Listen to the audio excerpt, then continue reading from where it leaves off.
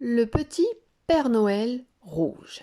Ce matin, comme chaque matin dans la forêt des contes, le grand méchant loup s'ennuie. Il escalade la cheminée d'une maison de briques. Mais la maison est vide. Les trois petits cochons qui l'habitaient sont partis, il y a bien longtemps, construire des gratte-ciel sur toute la planète. Et de là-haut, le grand méchant loup ne voit plus jamais rien venir. Personne ne s'aventure jusqu'à lui. Pourtant, le vieux loup n'est plus vraiment grand, plus vraiment méchant. Ses yeux voient flou, ses dents sont usées et ses narines complètement bouchées. Mais il aime toujours autant s'amuser à effrayer les gens. Quand soudain, par toutes les queues en tire-bouchon, qui se promène dans la forêt, on dirait bien le petit chaperon rouge. Tout excité, le loup galope, clopin-clopant, jusqu'à la clairière. Là, un gros bonhomme rouge cueille un beau bouquet de houx. Le loup l'emprisonne dans ses bras en s'écriant « Salut, chaperon rouge, tu as grandi et grossi, et ta barbe pique comme un hérisson. Mais tu es toujours à croquer. Justement, c'est l'heure du petit déjeuner. » Le Père Noël est effrayé. Qui est ce vieux loup qui se jette sur lui? Pourquoi le tient-il prisonnier de ses longs bras poilus? Le Père Noël ne faisait pourtant que ramasser une brassée de houx, la friandise préférée des reines de Noël. L'animal approche ses crocs jaunis et lui plaque sur les joues de gros bisous mouillés. Le Père Noël comprend tout. Quelle terrible méprise! Le loup l'a confondu avec le petit chaperon rouge. Le Père Noël essuie sa barbe humide et s'exclame. « Vieux loup, regarde-moi! Je ne suis pas le petit chaperon rouge, mais le Père Noël !» Mais le loup voit si mal qu'il refuse de le croire. Il marmonne. « Si tu es le Père Noël, alors moi je suis Blanche-Neige !» Le Père Noël tente de convaincre le loup. Il lui montre sa carte d'identité, son permis de voler, ses pilules contre le vertige et la photo des lutins. En vain, le loup ne se laisse pas persuader. Tu es vêtu de rouge de la tête aux pieds. Tu portes un panier sur le dos et tu cueilles des petites choses rouges. Tous les indices sont réunis. Tu es le petit chaperon rouge. Un point, c'est tout. Le Père Noël est inquiet. Le loup le laissera-t-il repartir? La tournée de Noël est loin d'être finie. Il reste des milliers de cadeaux à distribuer et tant de cheminées à escalader. Alors le Père Noël propose au loup. Je sais qui va pouvoir nous aider. Allons donc voir la grand-mère, comme au bon vieux temps, des contes de fées. Ce matin, comme tous les matins, la grand-mère est assise devant sa fenêtre. Elle s'ennuie en tricotant. Cela fait bien longtemps qu'elle n'a plus de visite, ni petit chaperon rouge, ni bûcheron, ni chasseur. Pas même un prince charmant qui se serait trompé d'histoire. Alors elle reste là, assise, dans son fauteuil usé. Et les écharpes qu'elle tricote s'empilent, inutiles, jusqu'au grenier. Mais ce matin-là, toc, toc, toc, quelqu'un frappe à la fenêtre de l'entrée.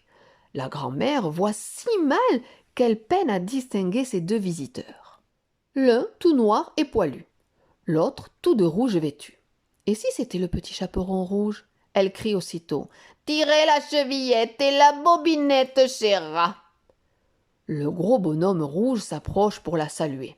Elle touche son visage du bout de ses doigts ridés. « Comme tu as une grande barbe !»« C'est qu'elle pousse depuis tellement d'années. »« Et ce manteau, comme il est doux et léger !»« C'est pour avoir bien chaud quand je fais ma tournée. »« Et comme ton panier est énorme !»« C'est ma hotte pour transporter les cadeaux que je distribue dans le monde entier. » La grand-mère se gratte la tête.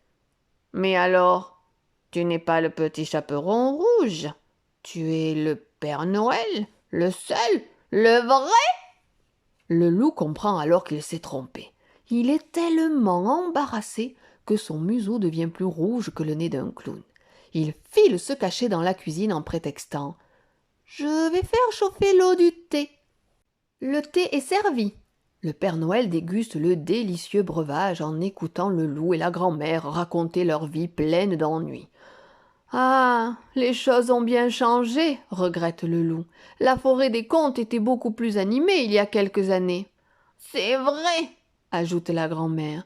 Bien sûr, il fallait éviter de chanter trop fort. Promenons-nous dans les bois, sinon, cric-crac, on finissait sous les crocs du loup. » Mais au moins on s'amusait.